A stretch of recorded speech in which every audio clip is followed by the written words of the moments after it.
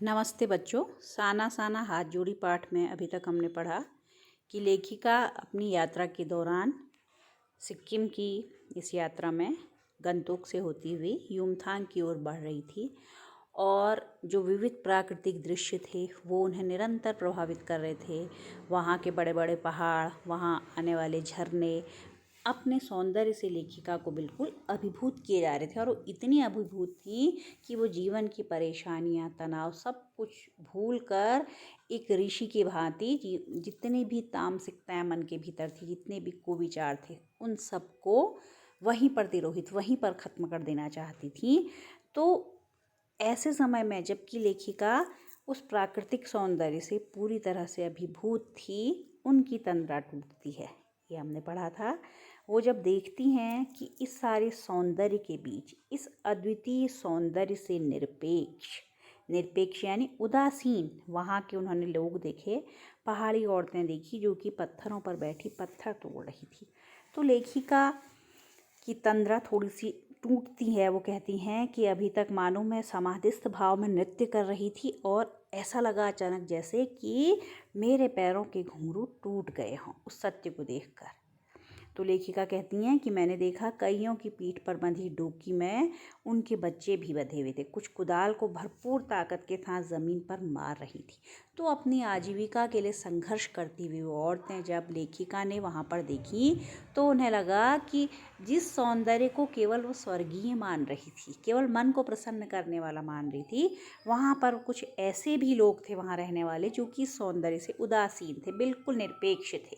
क्या कहती हैं देखिए लेखिका कह रही हैं, इतने स्वर्गीय सौंदर्य, नदी, फूलों, वादियों और झरनों के बीच भूख, मौत, दैन्य और जिंदा रहने की यह जंग। उन्हें लगता है कि इतनी सुंदरता के बीच इतने सुंदर नदियां हैं, फूलों से भरी हुई वादी है, झरने हैं, और ऐसी जगह में लोग किससे संघर्ष करते हुए दिखाई दे रहे हैं? भूख के साथ, मौत के साथ। मौत के साथ कैसे? जब सड़क बनाने का काम होता है कई बार हादसे भी हो जाते हैं, मृत्यु की गोद में भी लोग चले जाते हैं। तो ऐसी दीनता, ऐसा दैन्य यानी दीनता, गरीबी, इतनी गरीबी है कि लोगों को अपनी आजीविका के लिए ऐसे काम का चुनाव करना पड़ रहा है जिसमें जीवन और मौत के बीच संघर्ष है, जीवन और मौत के बीच का फासला बड़ा कम है। हम भी देखते हैं कई बार सड़क के काम में लगे व्यक्ति अचानक दुर्घटनाग्रस्त हो जाते हैं और अपने जीवन से हाथ धो बैठते हैं। तो लेखिका इस सब को देखकर अभी तक जो एक दार्शनिकता का भाव उनके अंदर बना हुआ था वो ख़त्म होता है और यथार्थ की तरफ आती हैं। क्या कहती हैं देखिए, मातृत्व और श्रम साधना एक साथ ही किसके लिए कह रही हैं? उन महिलाओं के लिए जो सड़कों पे पत्थर तोड़ने का काम तो कर ही रही हैं, साथ ही अपने बच्चों को भी पाल रही हैं, बच्चे अपने साथ ही लेकर चल रही हैं। तो इस तरह से एक आजीविका चलाने का दायित्व और मातृत्व को निभाने का दायित्व दोनों वो साथ निभा रही हैं। ठीक है। तो वहाँ पर अब लेखिका को दिखाई देंगे BRO, बॉर्डर रोड ऑर्गेनाइजेशन। ये ऑर्गेनाइजेशन क्या काम करता है? सड़कें बनाने का काम करता है। आप जगह जगह BRO के बोर्ड लगे हुए देखते भी होंगे सड़कों पर।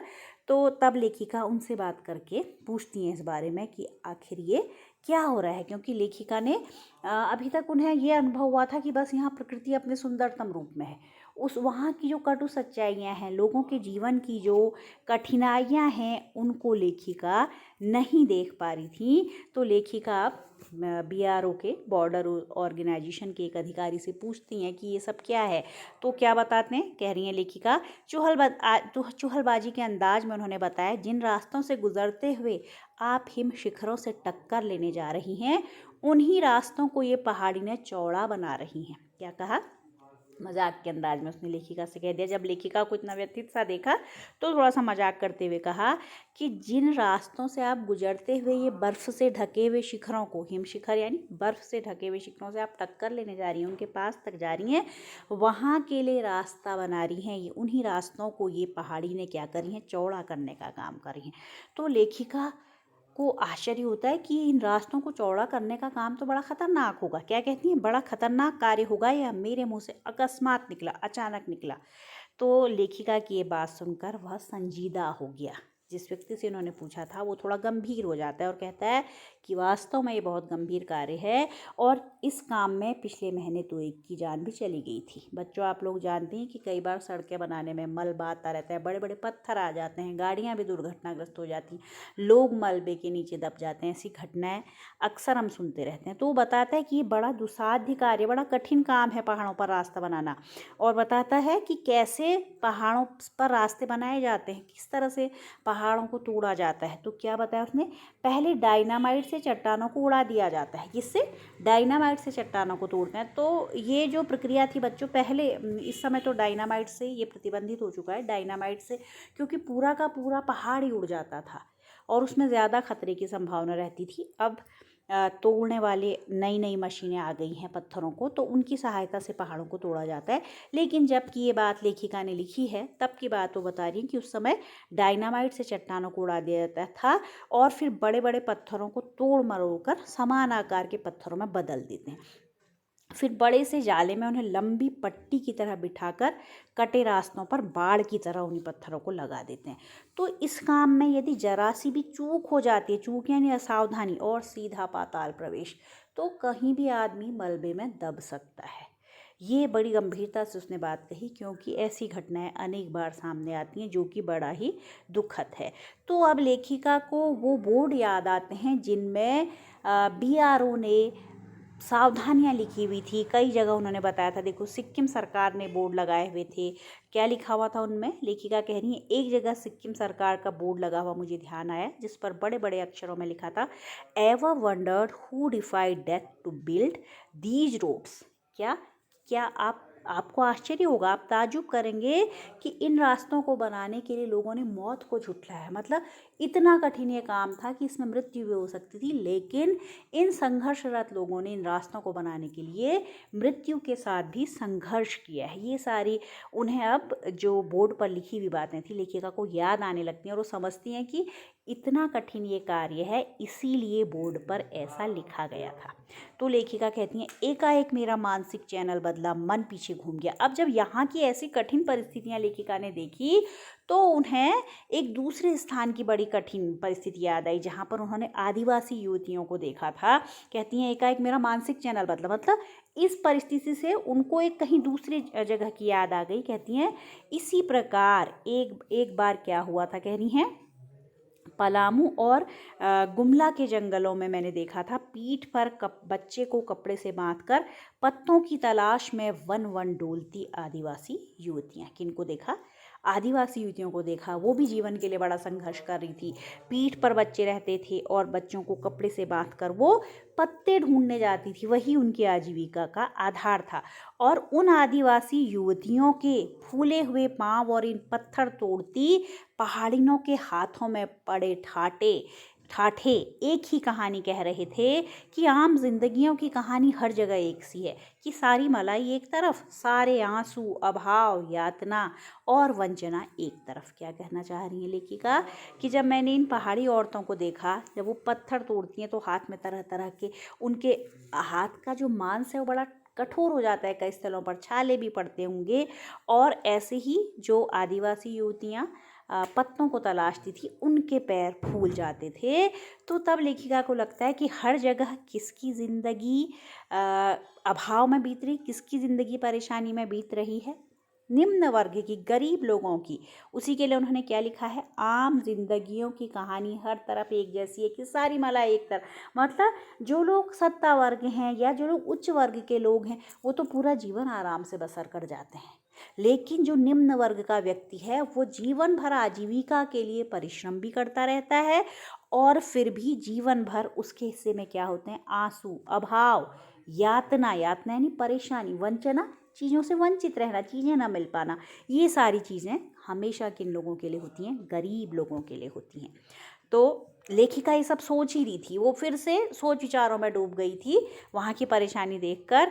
तो अब उनकी मित्र आ जाती हैं और थोड़ा सा उनका ध्यान बटाती हैं। वो कह रही हैं, तभी मेरी सहयात्री मणि और जितेन मुझे खोजते खोजते वहाँ तक आ गए, और जितेन ने लेखिका का थोड़ा सा मस्तिष्क परिवर्तित करते हुए उनको उस भाव से निकालने के लिए जब जितेन को लगा कि वो बहुत दुखी हो गई हैं, तो लेखिका ने कहा कि ये मेरे देश की आम जनता है, इन्हें तो आप कहीं भी देख लेंगी। तो जितेन ने समझाया कि ये तो आम लोग हैं, ये लोग तो आपको हर जगह दिखाई देंगे, आप इनको कहाँ, इन्हें देखने यहाँ नहीं आई हैं। वास्तव में ऐसी परेशानियाँ तो पूरे भारत में आपको कहीं पर भी देखने को मिलेंगी। हर जगह गरीब लोग, जहाँ पर शोषित लोग हैं, जिनके जो अभाव में रह रहे हैं, वो लोग तो आपको पूरे भारतवर्ष में दिखेंगे। लेकिन आप यहाँ किस काम के लिए आई हैं?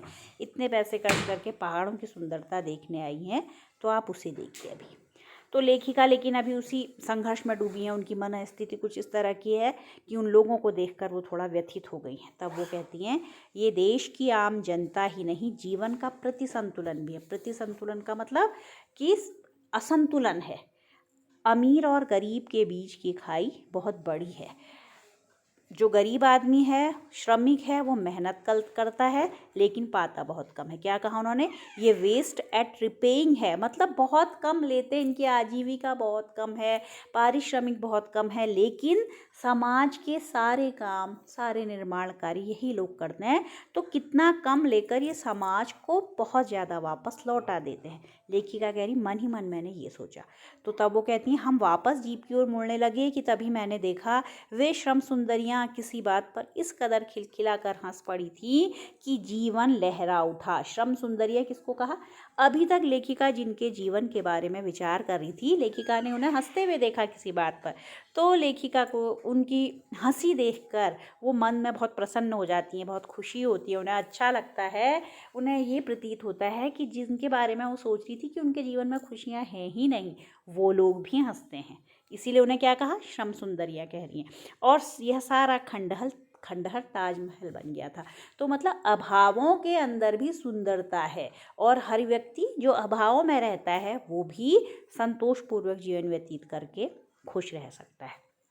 अब देखिए आगे की उनकी यात्रा आगे बढ़ती जाती है। कह रही है, हम लगातार ऊंचाइयों पर चढ़ते जा रहे थे। जितेन बता रहा था, अब हम हर मोड़ पर हेयर पिन बैंड लेंगे। हेयर पिन बैंड जानते हैं आप लोग? जगह जगह पर जो ये इस तरह के मोड़ होते हैं ना, इसे हेयर पिन बैंड कहा गया है। तो कह रहे हैं कि अब और हम ऊंचाइयों पर जा रहे थे, तो हेयर पिन बैंड, सीधे थोड़ी ऊंचाई ज़्यादा कवर करने के लिए हेयर पिन बैंड होते हैं। तो लेखिका कह रही है, अब हम उन्हें पार कर रहे थे। हेयर पिन बैंड के ठीक पहले एक पड़ाव पर देखा 7-8 वर्ष की उम्र के ढेर सारे पहाड़ी बच्चे स्कूल से लौट रहे थे और हमसे लिफ्ट मांग रहे थे। कुछ बच्चे उन्होंने देखे 7-8 वर्ष की उम्र के जो थे, वो उनसे लिफ्ट मांग रहे थे, घर तक जा रहे थे स्कूल से लौटकर। तो जितेन ने लेखिका को उन बच्चों के बारे में बताया कि ये बच्चे हर दिन 3-3.5 किलोमीटर की पहाड़ियाँ चढ़कर बच्चे स्कूल जाते हैं। तो लेखिका को थोड़ा सा आश्चर्य होता है। वो पूछती हैं कि क्या कोई स्कूली बस नहीं है? तो इस बात पर जितेन को हंसी आ जाती है। तब जितेन उनको बताता है कि मैडम, यह मैदान ही नहीं, पहाड़ी इलाका है, और मैदान की तरह यहाँ आप कोई भी आपको चिकना वर्बीला नहीं मिलेगा, यानी जिसने श्रम नहीं किया है ऐसा गोलमोल कोई भी बच्चा आपको नहीं मिलेगा। यहाँ का जीवन क्या है? कठोर है। नीचे तराई में ले देकर एक ही स्कूल है, और एक ही स्कूल है। यदि पढ़ना है तो सब बच्चों को उसी में जाना है, और यहीं पर बच्चे पढ़ते हैं। केवल पढ़ते ही नहीं हैं, बल्कि शाम के समय अपनी माँओं के साथ मवेशी यानी जानवरों को चराने भी जाते हैं, पानी भरते हैं, और जंगल से लकड़ियों के भारी भारी गट्ठर ढोते हैं। अपने बारे में बताता है कि मैंने भी खुद ऐसा किया है। तो इन सारी वास्तविकताओं से लेखिका को जितेन अवगत कराता है कि यहाँ का जीवन इतना आसान नहीं है जैसा मैदानों का। यहाँ का जीवन श्रम साध्य है, परिश्रम की मांग करता है। इसीलिए लेखिका ने भी क्या संज्ञा दी थी यहाँ के लोगों को? मेहनतकश बादशाह। ठीक। अब देखो लेखिका, अब ये और ऊपर की तरफ बढ़ते जा रहे हैं, तो लेखिका कहती है कि खतरा अब धीरे धीरे बढ़ने लगा था। रास्ते और भी संकरे होते जा रहे थे। रास्ते अब छोटे छोटे, सड़कें ज़्यादा चौड़ी नहीं थी, तो इसलिए उन्हें घबराहट हो रही थी, क्योंकि पहाड़ के रास्तों पर चलने की आदत उन्हें नहीं थी। देखो क्या कहती हैं उसके बारे में। कई बार लगता जैसे रास्तों को इंच टेप से नाप कर एक जीप जितना ही चौड़ा बनाया गया है। ठीक है, ऐसा लगता था कि बहुत इंच टेप से नापकर इतना बनाया गया कि बस एक जीप या गाड़ी निकल सके। और ज़रा सा भी यदि ड्राइवर का संतुलन बिगड़ता है, इंच भर भी जीप इधर उधर खिसकती है, तो सीधे हम कहाँ चले जाएंगे, घाटियों में। ठीक है। और लेखिका ने वो बोर्ड भी अब वो लगातार पढ़ रही थी, जहाँ पर उन्होंने देखा कि जगह जगह क्या थी, चेतावनियाँ लिखी हुई थी। ये चेतावनी आप भी देखते रहते हैं, आप जब भी यात्रा पर जाते हैं। देखिए क्या बताया है, धीरे चलाएं, घर में आपके बच्चे आपका इंतज़ार कर रहे हैं, जिससे कि थोड़ा सचेत हों ड्राइवर और आराम से गाड़ी आगे बढ़े। और आगे उन्होंने चेतावनी देखी, और आगे बढ़ते हैं, थोड़ा और आगे बढ़े कि फिर एक चेतावनी, beware man eater around. Man eater किसको कहा है, बाघ आदि को कहा है। ठीक है। तो यहाँ पर क्या चेतावनी थी, इसका मतलब बाघ का इलाका होगा, उसके लिए लोगों को सचेत किया गया है। तो लेखिका कहती हैं, बाघ तो हम नहीं देख पाए, हमें कौन दिखाए गए, नरभक्षी जानवर नहीं मिले, बल्कि दूध देने वाले जो याक होता है, काले काले ढेर सारे याक, वो हमने देखे। और पहाड़ों पर गिरती बर्फ से प्राकृतिक ढंग से रक्षा करने वाले घने घने बालों वाले याक। उनके शरीर में और भी ज़्यादा इतने घने घने बाल क्यों थे, बताती हैं लेखिका, क्योंकि बर्फीले इलाके में रहते हैं, तो अपनी प्रकृति ने उन्हें सुरक्षा प्रदान की थी कि वो घने घने बाल उनके शरीर में दिए हुए थे। तो बच्चों, इसमें हमने देखा कि लेखिका ने किस तरह से सिक्किम के लोगों का संघर्ष भी देखा, वहाँ का प्राकृतिक सौंदर्य भी देखा। शेष पाठ हम अगली कक्षा में पढ़ेंगे। धन्यवाद।